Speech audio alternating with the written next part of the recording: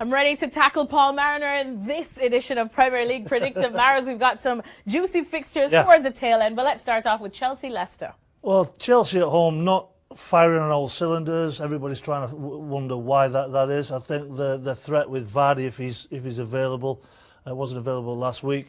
I think they'll nullify his threat. Mahrez, obviously, is a threat as well. But for me, Chelsea win. No arguments for me there. I'm going to go with the home team, Crystal Palace. Well, I'm going against the Ginger Mourinho here because hey, remember his result, Man United. Sean Dyche has done an unbelievable job at Burnley, but I just think that maybe the managers and coaching staff are just starting to tumble them a little bit.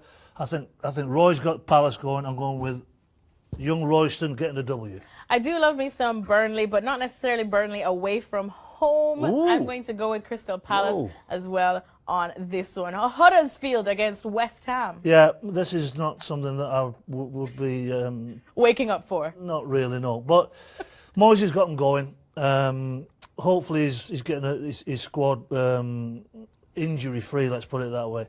Huddersfield at home are a difficult side. I'm going for a draw. Draw. You're going for the stalemate. You know what? I had a draw in our other Premier League predictor on paper, but I'm going to go with Moisey on this one, just because we need something to start separating us, Maris. Newcastle, Swansea. Yeah, well, this may separate us because what I've seen from Swansea, there's been very little bounce.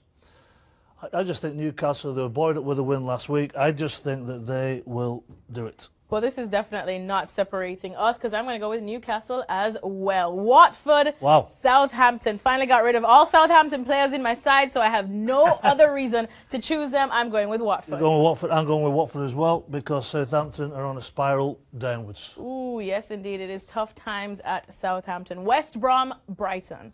Well, purely and simply because my mate is the assistant manager at West Brom, I'm going for West Brom to get some points. Yep, I'm going to go with West Brom as well because any friend of yours, Maris, is a friend of mine. Tottenham, Everton.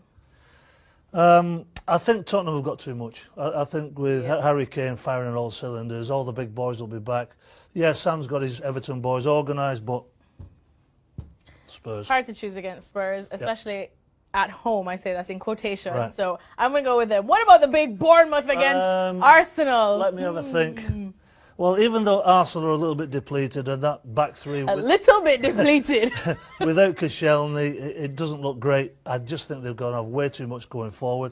So the Gunners are going to do Bournemouth. Well, the Gunners didn't seem to want to stay in the FA Cup. They didn't really look like they want to stay in the League Cup either. So the Premier League must be where it's at for them. I'm going to go with Arsenal. Here we go. Some juiciness Here now. It is. Liverpool, Manchester City. That is the big one. Surprisingly, Manchester City not won at Anfield since 2003, but you definitely have to pick this team. That's amazing. To break that curse. Look, Coutinho's gone. What has that done to the dressing room? How will Klopp, what will he do? Yeah, he was injured, he wouldn't play in this game anyhow. But this is an epic game. I mean, when you go at Anfield, it's the crowd and it's a very emotional game.